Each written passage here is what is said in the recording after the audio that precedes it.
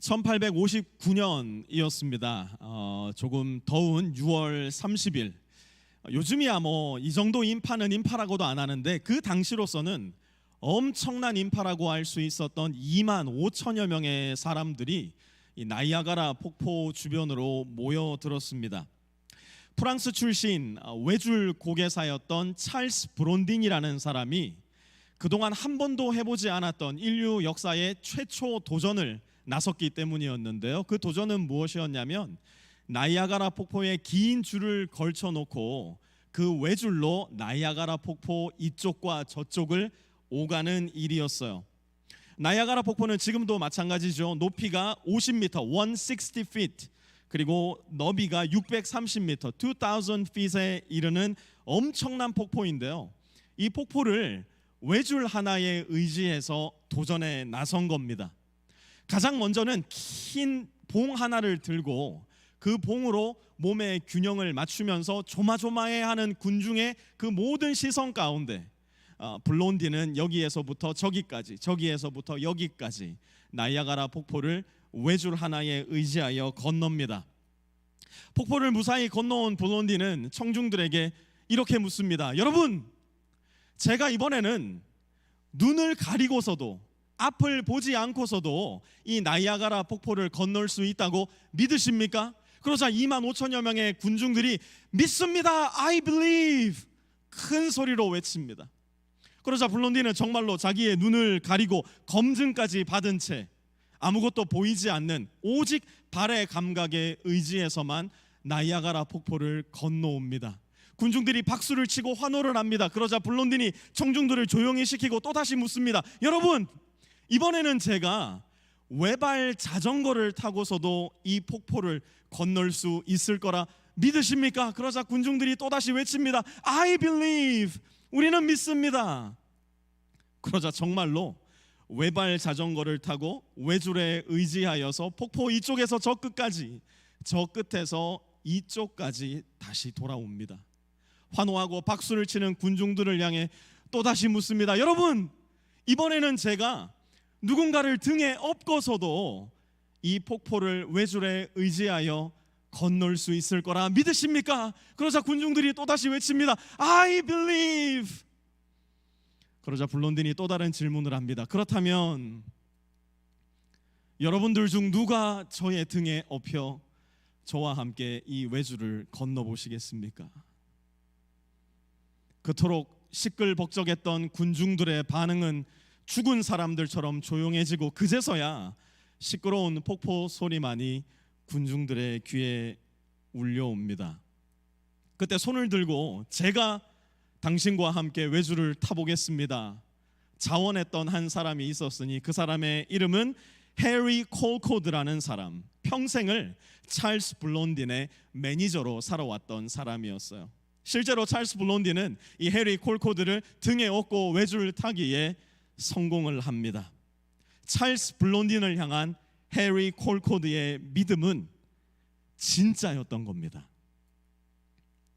어쩌면 이 시대에 우리가 예수 그리스도를 믿는다 이야기할 때 그 누구도 우리를 향하여 박해하지도 않고 우리의 믿음을 물어오지도 않고 우리의 믿음에 도전도 하지 않는 바로 저와 여러분의 이 시대, 저와 여러분이 이야기하는 예수님을 향한 나의 믿음은 어쩌면 너무나 가벼운 새의 깃털 하나와 같은 존재인지도 모릅니다. 그렇기 때문에 이 시대 우리의 믿음은 어쩌면 우리의 착각, 어쩌면 우리의 거짓말일지도 몰라요.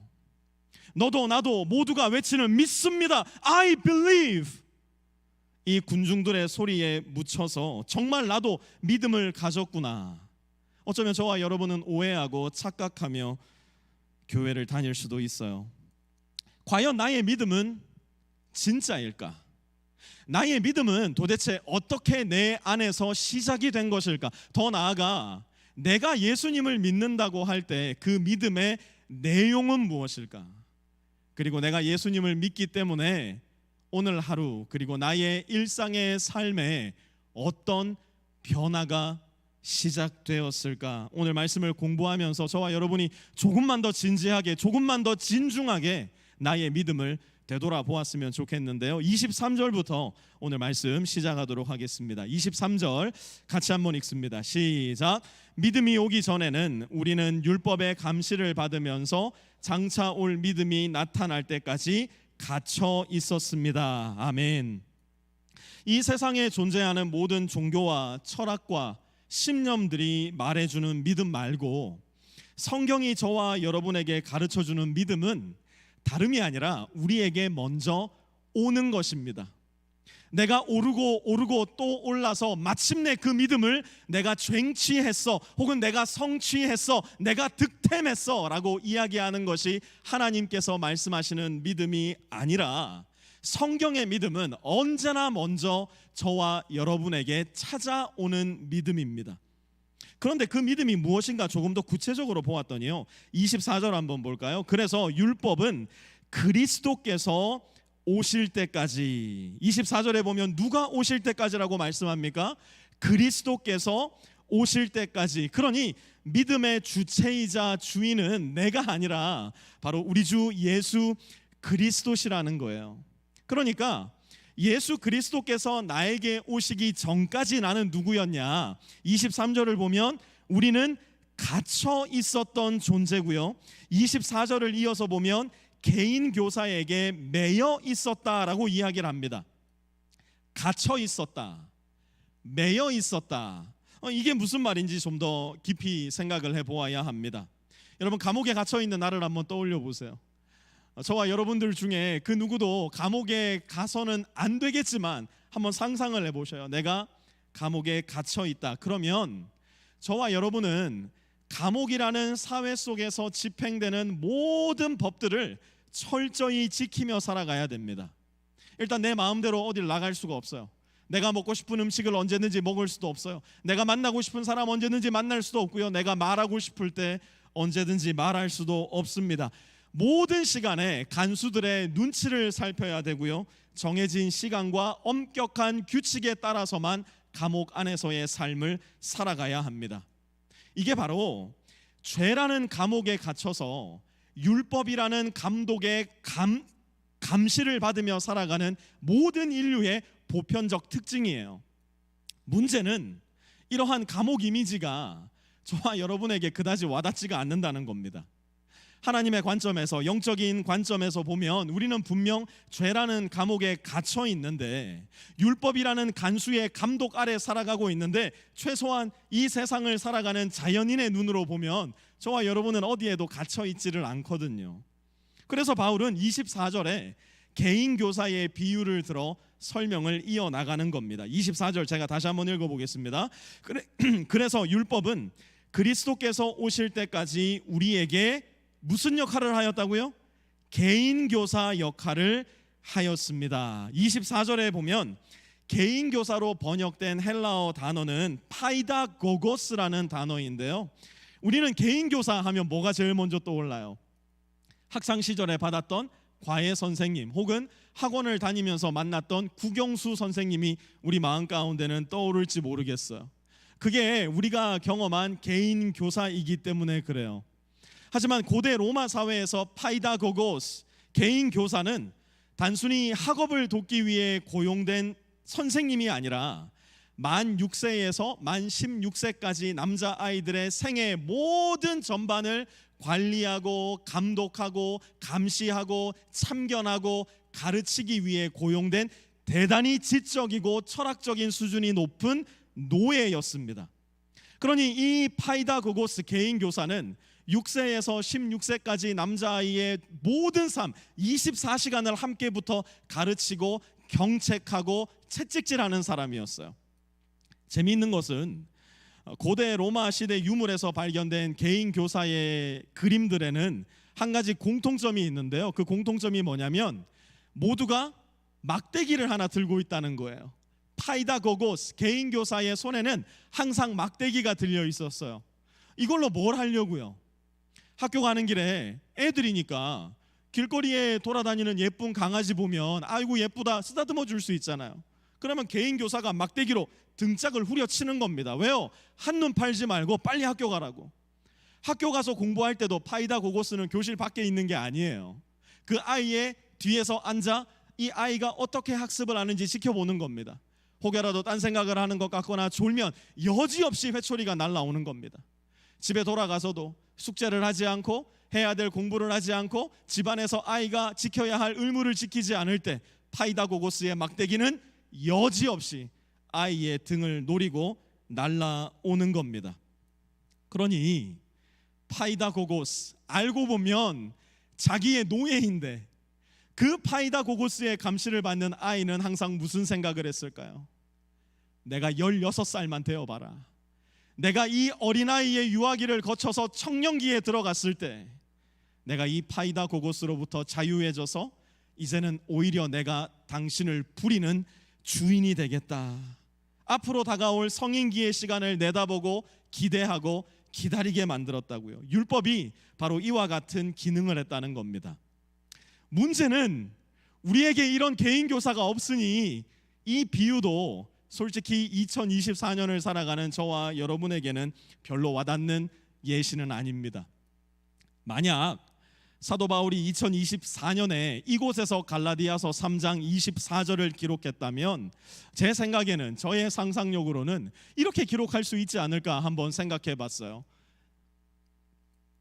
그래서 율법은 그리스도께서 오실 때까지 우리에게 중매쟁이의 역할을 하였습니다. 사도 바울은 이렇게 우리에게 기록할 수 있지 않을까 한번 상상을 해보았습니다. 여러분 중매해 보신 적 있으세요?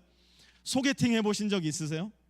중매쟁이, 소개팅을 주선해주는 사람의 역할이 뭡니까? 내가 중매해주는 상대방에 대해서, 내가 소개해주는 상대방에 대해서 최대한 자세하게 이야기해주는 거예요. 이 사람은 이런 거를 싫어하고 이런 걸 좋아해요.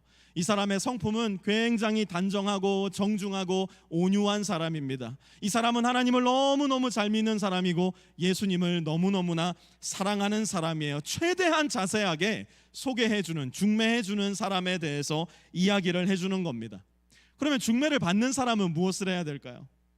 앞으로 중매를 받게 될 그 사람을 생각하고 기대하고 그 만남을 준비하는 거예요. 가장 어리석은 사람은 어떤 사람일까요? 계속 중매쟁이만 찾아다니는 거예요. 그래서 내가 소개받는 그 사람이 어떤 사람이라고요? 그래서 당신이 소개해 주려고 하는 그 사람이 어떤 성품이라고요? 듣고 들었던 것을 계속해서 듣는 사람. 이제 그날이 왔어요. 그 사람을 만나야 돼요. 심지어 이 사람이 우리 집 문 앞에 와가지고 문을 두드리는 거예요. 나 여기 왔어요. 그런데 어리석은 사람은 어떻게 합니까? 이 사람이 우리 집 문 앞에 있는데 이 사람 안 만나고 중매쟁이 찾아가는 거예요. 그 사람이 뭘 좋아한다고요? 그 사람이 뭘 싫어한다고요? 그 사람이 어떤 사람이라고요? 예수 그리스도께서 저와 여러분을 위해 오셨음에도 불구하고 예수 그리스도를 가장 자세하게 소개해주는 중매쟁이인 율법에게로 돌아가 여전히 율법에 매인 채 율법에서 자유하지 못한 사람들, 지금 그런 사람들이 갈라디아 교회 안에도 가득했던 겁니다. 어쩌면 오늘날 저와 여러분도 여전히 거기에 갇혀 있는지도 몰라요. 여전히 율법에 매여 있는지도 몰라요. 그런 우리에게 바울은 이렇게 이어서 말합니다. 25절 같이 한번 읽어볼게요. 시작.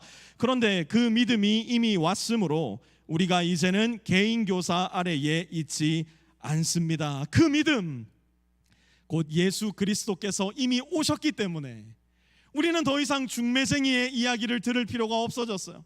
중매쟁이에게 매여 있을 필요가 없어졌어요. 가장 자유하게 예수님을 만나고 이제는 오히려 예수님으로 말미암아 율법을 새롭게 볼 수 있는 진정한 자유인이 바로 저와 여러분이라는 거예요. 자, 그렇다면 한번 잘 보세요. 우리가 율법의 감옥에서 벗어나서 조금만 잘못해도 등짝을 후려치는 파이다고고스의 감시로부터 벗어나서 그 믿음, 곧 그리스도를 순전히 믿는 믿음에 이르게 되었다면 저와 여러분에게는 도대체 무슨 일이 일어나게 될까요? 저와 여러분에게는 이미 무슨 일이 일어난 것일까요? 우리가 믿는 예수 그리스도 안에 그 믿음의 내용은 도대체 무엇일까요? 26절 같이 한번 읽습니다. 26절입니다. 시작. 여러분은 모두 그 믿음으로 말미암아 그리스도 예수 안에서 하나님의 자녀들입니다. 아멘. 우리는 그 믿음, 다른 믿음이 아니라 예수 그리스도 안에 있는 그 믿음 하나로만 하나님의 자녀들이 되었습니다. 여러분의 돈을 믿는 게 아니에요. 여러분의 건강을 믿는 것도 아니에요. 여러분의 명성, 여러분의 커리어, 여러분이 가지고 있는 모든 소유, 여러분이 자랑할 수 있는 인맥과 유명세와 나의 모든 뛰어난 능력들을 자랑하는 것도 아니에요. 오직 그 믿음, 곧 나를 위해 이 세상에 인간의 몸을 입고 오시고 나의 죄를 씻어주기 위해 십자가에 죽으시고 나에게 진정한 인간이 무엇인지를 다시 분명하게 보여주시려 부활하신 예수 그리스도를 믿는 그 믿음으로 말미암아 26절 다시 보니까 우리는 누가 되었다고요? 하나님의 자녀가 된 겁니다. 여러분, 하나님의 자녀가 되었다는 게 무슨 의미인 줄 아셔요? 우리가 흔히 쓰는 시쳇말로 이야기하자면 내가 하나님의 자녀다라는 이야기는 더 이상 저와 여러분의 눈에 뵈는 게 없다는 이야기예요. 우리는 이 세상을 살아가면서 두려워할 게 없어진 존재들이에요. 무서워할 게 없어진 존재들이에요. 우리 아이들 한번 보세요. 무슨 일 생기면 누구부터 쳐다봅니까? 아빠부터 쳐다보잖아요. 아빠가 책임져 주세요. 아빠가 여기 와서 해결해 주세요. 아빠가 혼내 주세요. 하나님께서 저와 여러분을 자녀 삼으셨다는 것, 우리는 이 세상을 살아가면서 더 이상 두려워할 것이 없는 존재가 된 거예요. 심지어 무엇까지도요, 우리의 생명을 앗아가는 죽음까지도, 사망까지도 더 이상 두려워할 필요가 없는 존재들이 된 거예요. 왜 그런가요? 우리의 아버지가 하나님 아버지이시기 때문에. 다음 주에 좀 더 구체적으로 공부하게 되겠지만 갈라디아서 4장 6절 우리 한번 미리 읽어봅시다. 4장 6절 같이 한번 읽습니다. 시작. 그런데 여러분은 자녀이므로 하나님께서 그 아들의 영을 우리의 마음에 보내주셔서 우리가 하나님을 아빠 아버지라고 부를 수 있게 하셨습니다. 아멘. 하나님이 누구시라고요? 우리의 아빠 아버지, 나의 아빠 아버지라는 거예요. 여러분 잘 들으세요. 여러분들에게는 손자가 있잖아요. 여러분들에게는 손녀가 있잖아요. 하지만 하나님께는 손자가 없어요. 하나님께는 손녀가 없어요. 하나님께는 증손주, 고손주도 없어요. 하나님은 우리 한 사람 한 사람 모두를 하나님의 아들이요 딸, 곧 하나님과 가장 가까운 자녀들로 삼아주셨어요. 우리가 예수 그리스도를 믿음으로 받아들일 때 우리의 믿음의 내용이 뭐라고요? 하나님은 저와 여러분을 하나님의 자녀들, 그래서 어떤 상황, 어떤 환경에 있든지 하나님을 바라보며 아빠, 아버지라 부를 수 있는 영광스러운 권세 있는 자녀로 만들어주신 거예요. 그것이 바로 우리의 믿음의 내용입니다. 27절도 한번 이어서 볼까요? 27절 같이 읽습니다. 시작. 여러분은 모두 침례를 받아 그리스도와 하나가 되고 그리스도를 옷으로 입은 사람들이기 때문입니다. 아멘. 우리는 그리스도를 옷으로 입은 사람들이에요. 우리가 그 믿음으로 예수 그리스도를 받아들일 때 저와 여러분의 삶에 일어나는 가장 결정적인 변화가 뭐냐? 바로 예수 그리스도를 옷으로 입은 사람들이 되는 거예요. 그런데 27절 초반절로 돌아가셔서 보면 뭐라고 하냐? 여러분은 모두 침례를 받아 그리스도와 하나가 되었대요. 저와 여러분 모두는 예수님을 믿는 순간 그리스도와 함께 하나가 되었는데 무엇을 받음으로? 침례를 받아 그리스도와 하나가 되었대요. 자, 이게 무슨 소리냐? 예수님께서 성육신 하셔서 이 세상에 오셨을 때 예수님이 공생활을 시작하기 최초 직전, 바로 직전에 하셨던 일이 하나 있었으니 그게 무엇이었냐면 침례 요한이 있는 요단강으로 내려가셔서 침례 요한에게 침례를 받으신 거였어요. 침례 요한은 성령의 능력으로 예수님이 죄가 없으신 하나님의 어린 양이라는 것을 대번에 알아봤어요. 그리고 침례 요한은 예수님께 이렇게 질문을 합니다. 마태복음 3장 14절이에요. 내가 선생님께 침례를 받아야 할 터인데 어찌 선생님이 내게 오셔서 침례를 받으시려 합니까? 요한은 예수님의 죄 없음을 분명하게 보았던 거였어요. 왜 예수님은 아무런 죄가 없으신데도 침례 요한에게 가셔서 침례를 받으셨던 것일까요? 침례를 받으심으로 죄인이 된 저와 여러분들과 완전한 동일시를 시켜버리신 거예요. 예수님이 먼저 죄인인 우리 안으로 들어와 버리신 거예요. 침례를 받으셔서 온 몸이 물에 잠기셨을 때 우리 온 몸과 영과 혼에 덕지덕지 붙여 있었던 그 모든 죄를 예수 그리스도의 온 몸으로 짊어지시기 시작하신 거예요. 그래서 예수님께서 십자가에 못 박혀 죽으셨을 때 무슨 일이 일어난 거예요? 침례를 받으심으로 저와 여러분과 동일시 되셨기에 저와 여러분의 죄를 완전히 없이 하시고 이제는 저와 여러분의 죄를 완전히 씻어내시게 된 거예요. 그러면 저와 여러분이 받는 침례에는 무슨 의미가 있을까요? 예수님께서 온몸을 물에 담그어 죄인인 저와 여러분과 동일시 되셨다면 이제 저와 여러분이 받는 침례는 하나님 앞에 완전한 의로운 자로 인정받은 예수 그리스도와 하나가 됨으로 말미암아 머리 끝에서부터 발끝까지 물에 들어가 예수 그리스도와 하나가 되었으니 이제 하나님의 눈에 저와 여러분은 완전한 의인, 완전한 하나님의 자녀가 된 거예요. 거기에서 멈추는 것이 아니라 예수 그리스도를 옷으로 입혀주셔서 내가 예수님으로 완전히 뒤덮이게 해주신 겁니다. 여러분 한번 여러분이 입고 계신 옷을 이렇게 한번 보셔요. 여러분의 옷 멋있습니까? 여러분의 옷은 지금 여러분의 몸과 떨어져 있습니까? 아니면 붙어 있습니까? 옷이 이렇게 떨어져 있는 분은 아무도 없을 거예요. 그러려면 옷을 입을 필요가 없으니까요. 옷과 나는 이 세상 그 어떤 것보다 나 자신과 가까이 밀착되어 있습니다. 나의 온 몸은 옷의 보호를 받고 있음과 동시에 내가 입은 옷은 내가 누구인지를 드러내어주는 정체성의 표현이기도 해요. 우리가 침례를 받아 그리스도로 옷을 입었다는 이야기는 저와 여러분이 이제 하나님의 눈에 누구처럼 보이느냐? 예수 그리스도처럼 보이기 시작했다는 사실이에요. 내가 예수님을 믿을 때, 내가 그 믿음으로 침례를 받을 때, 그래서 예수 그리스도로 옷을 입게 되었을 때 하나님은 더 이상 단독자인 나 구본성을 보시는 것이 아니라 나를 보시기 전에 나를 완전히 뒤덮고 계신 하나님의 독생자 예수 그리스도처럼 저와 여러분을 보아주시기 시작했다는 거예요. 그것이 바로 예수님을 믿을 때 저와 여러분에게 일어난 사건, 그리고 우리 믿음의 내용이라는 겁니다. 28절도 함께 읽어볼까요? 28절입니다. 시작. 유대 사람도 그리스 사람도 없으며 종도 자유인도 없으며 남자와 여자가 없습니다. 여러분 모두가 그리스도 예수 안에서 하나이기 때문입니다. 아멘. 여러분 잘 보세요. 예수님을 믿으니까 무슨 일이 생겼대요? 온 우주의 창조주이신 하나님이 나의 아빠, 아버지가 되셨어요. 예수님을 믿으니까 저와 여러분에게 무슨 일이 생겼대요? 예수 그리스도가 나의 온 몸과 영과 혼을 예수 그리스도의 몸으로 뒤덮어 주신 거예요. 예수님으로 옷을 입게 된 거예요. 또 보니까 예수님을 믿을 때 예수님께서 내 곁에 있는 나의 형제 자매들과 하나가 되게 해주셨대요. 28절 다시 한번 봐보세요. 유대 사람도 그리스 사람도 없대요.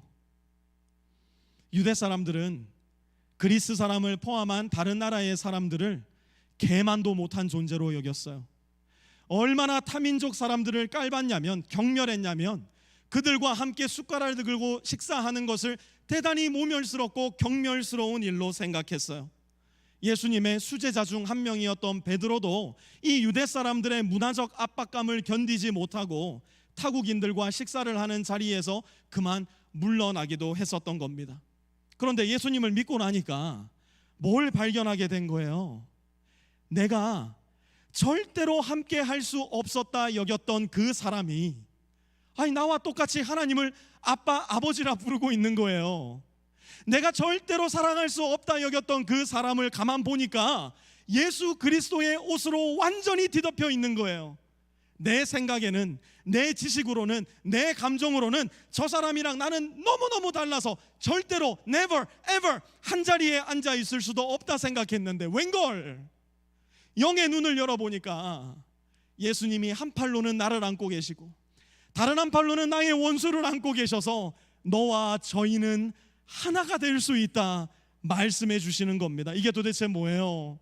예수님께서 우리를 하나 되게 하셨다는 거예요.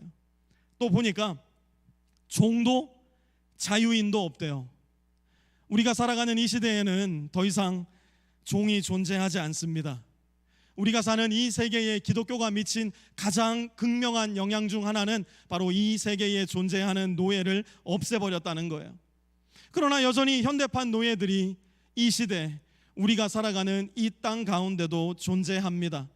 불행하게도 대다수의 우리들은 누군가의 노예로 살아감과 동시에 누군가를 노예처럼 부리며 살아가기도 합니다. 혹시 회사에서 상사들에게는 필요 이상으로 굽신거리면서도 나보다 직급이 조금 낮은 직원들에게는 필요 이상으로 가혹하게 대할 때가 있지는 않으십니까? 내가 운영하고 있는 비즈니스에서 일하는 직원들을 하나님의 형상대로 지어진 귀하고 존귀한 존재로 봐주지 않고 그저 내 돈을 써서 고용했으니 내 입맛에 맞게 쓰다가 내 입맛에 맞게 버려버리면 그만이라는 사람으로 대하고 있지는 않으신가요?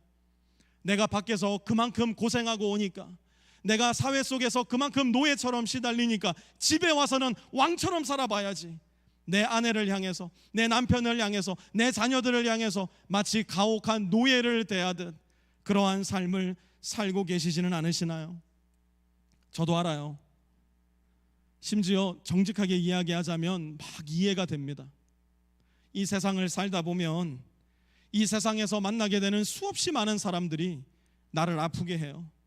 나에게 고통을 안겨주고 말로 다 할 수 없는 모욕과 경멸감과 배신을 안겨주기도 합니다. 그래서 사람은 이뻐해 주는 게 아니다, 사람은 대접해 주는 게 아니다, 사람은 사랑으로 대하는 것이 아니다, 가차없는 칼날로 대해야 한다, 이 세상의 논리가 우리 마음을 울려 퍼지게 만들기도 합니다.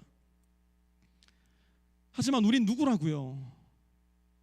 오늘 말씀 가운데 하나님은 우리를 누구로 만드셨다고 얘기합니까? 우리는 믿음으로 하나님의 자녀가 되었어요. 우리는 믿음으로 예수 그리스도로 옷 입은 사람들이에요. 도대체 왜 하나님께서 우리를 죄라는 감옥에서 건져내 주셨겠어요? 도대체 왜 우리를 새로운 피조물로 다시 만들기 위해서 예수님께서 십자가의 그 모진 고통을 감수하셔야 되었겠어요?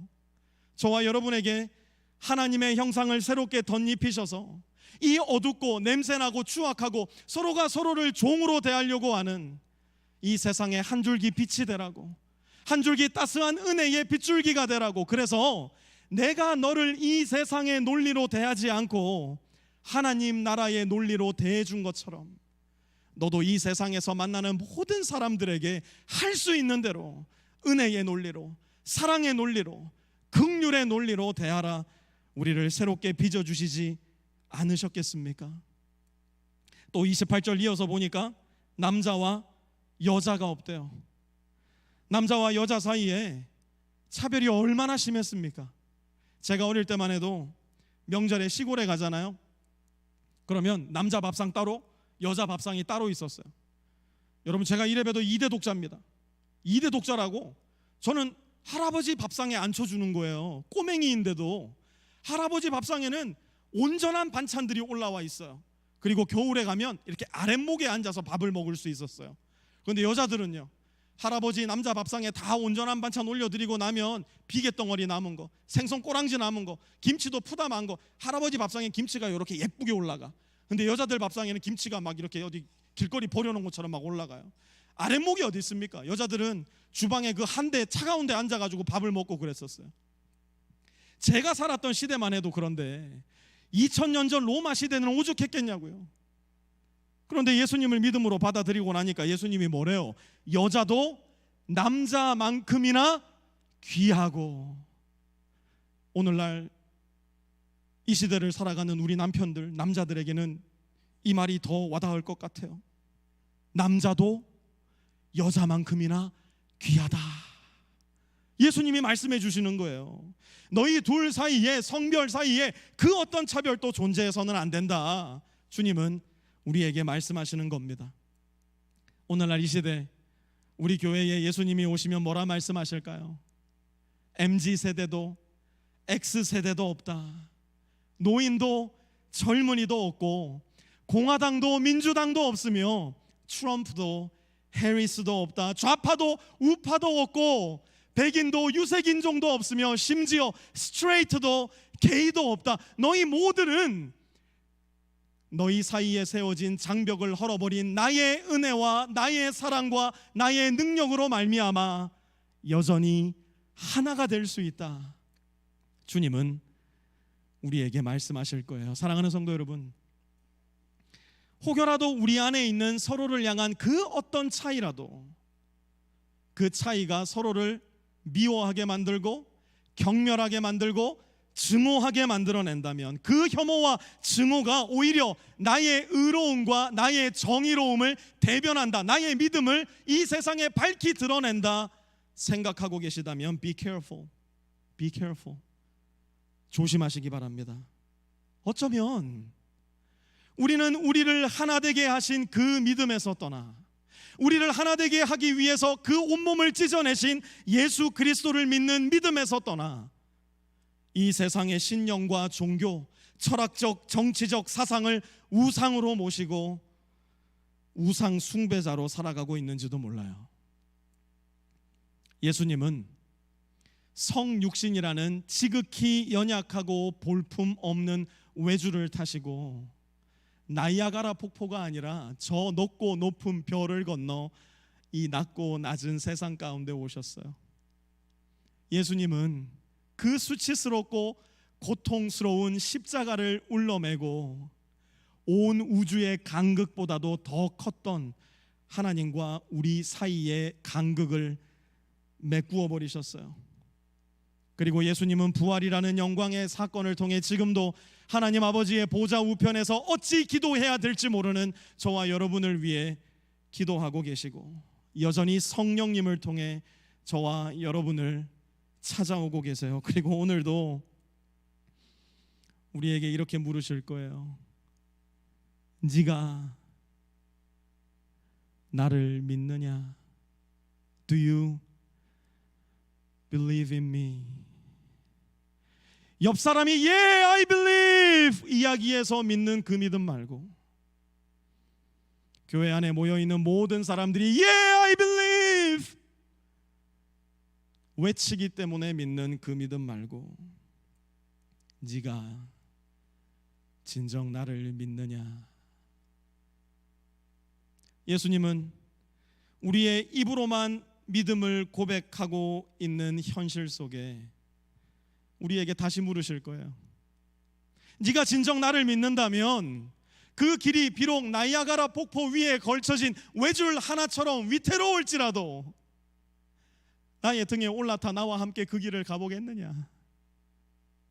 네가 나를 믿는다면 내일부터 만나게 될 모든 직장 사람들이 가지 않으려고 하는 그 좁은 길을 가야 된다 하더라도 나의 등에 올라타 그 길을 함께 가보겠느냐? 네가 나를 믿는다면 너 분명 수치를 당하고 미움을 당하고 고통을 당하게 될 텐데 그럼에도 불구하고 나와 함께 십자가의 길을 걸어가 보겠느냐? 주님은 우리에게 이 믿음을 말씀하고 계신 거예요. 이 질문에 대한 나의 대답이 왜 중요하냐? 29절 한번 같이 읽어봅시다. 29절입니다. 시작. 여러분이 그리스도께 속한 사람이면 여러분은 아브라함의 후손이요 약속을 따라 정해진 상속자들입니다. 아멘. 사랑하는 성도 여러분, 잘 기억하셔야 돼요.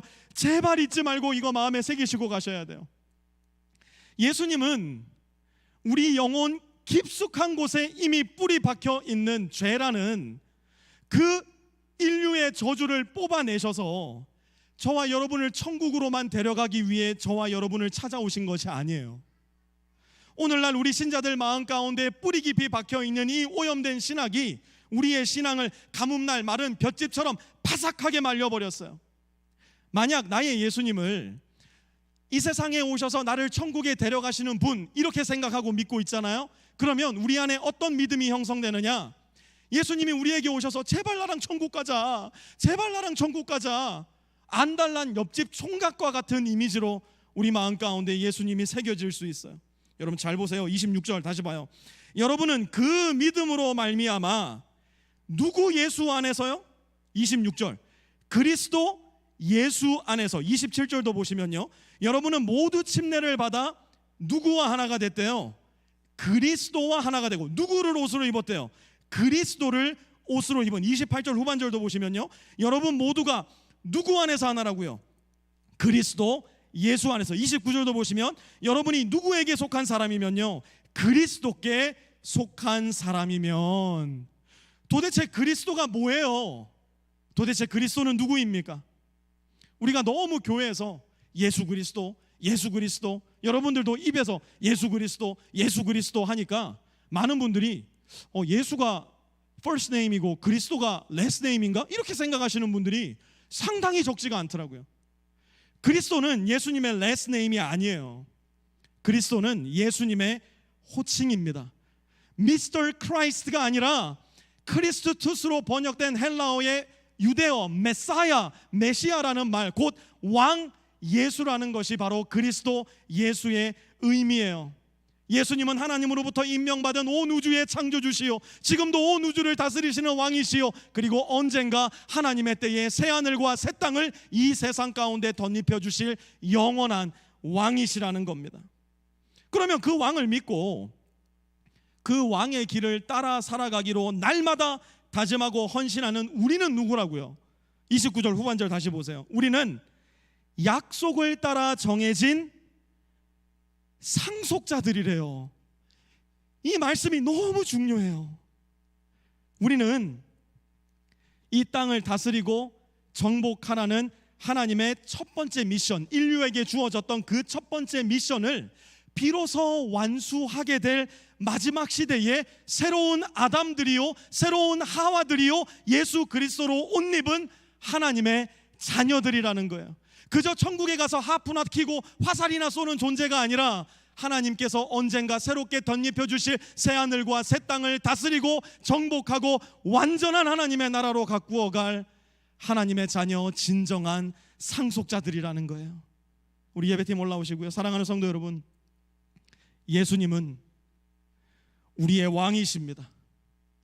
그런데 예수님은 우리를 억압하거나 우리를 착취하거나 우리를 이용하기 위해 우리에게 오신 왕이 아니세요. 이 세상의 왕의 이미지를 버리셔야 돼요. 예수님은 오히려 우리를 섬겨주시고 자기의 목숨을 우리를 위해 내어주실 뿐만 아니라 저와 여러분의 삶을 더 충만하고 더 풍성하게 하시기 위해 이 세상에 오신 겸손의 왕이요, 은혜의 왕이요, 사랑의 왕이세요. 그 왕께서 캄캄하고 어둡고 외롭고 우울한 우리의 인생 한가운데 십자가를 짊어진 채 외주를 타고 와 오늘도 물으세요. 네가 나를 진정 믿느냐? 네가 나와 함께 왕의 길을 가보겠느냐?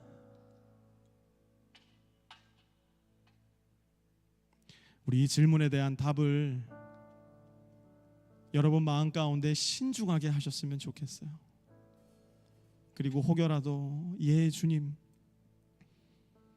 내가 주님 믿습니다, 내가 주님의 길을 한번 따라 나서 보겠습니다, 여러분 가운데 헌신하고 다짐하기 원하신다면 우리 이 찬양으로 그 헌신의 응답을 주님께 드려봤으면 좋겠는데, 우리 자리 다 일어나셔서 이 찬양으로 하나님께 나아가 보겠습니다. 예수 우리 왕이여, 예수 우리 왕이여, 이곳에 오셔서 보좌로 주여 임하사 찬양을 받아 주소서. 주님을 찬양하오니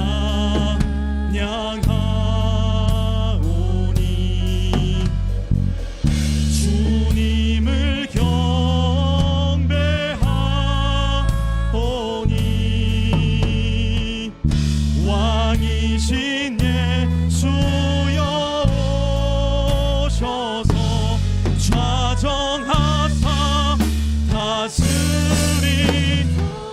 고백합니다. 예수 우리 왕이여, 예수 우리 왕이여, 이곳에 오소서. 보좌로 주여 임하사 찬양을 받아 주소서.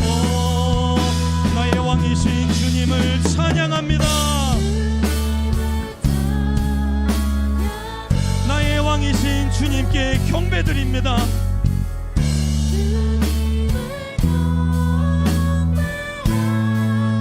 나의 왕 예수여, 나에게 와주십시오. 나의 인생에 좌정하시어 나의 인생을 다스려 주십시오. 다스리 주님을 찬양하오니, 주님을 경배하오니, 주님을 찬양하오니, 주님을 경배하오니,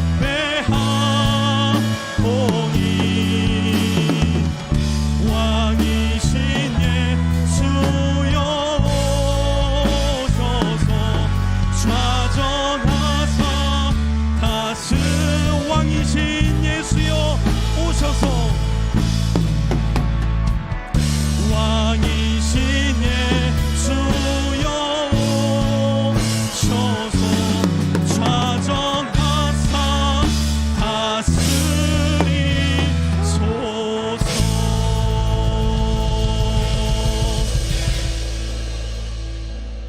우리 시간 눈을 감고 하나님 앞에 조용한 목소리로 기도하기 원합니다. 혹 우리는 이렇게 멋지게 찬양을 했으면서도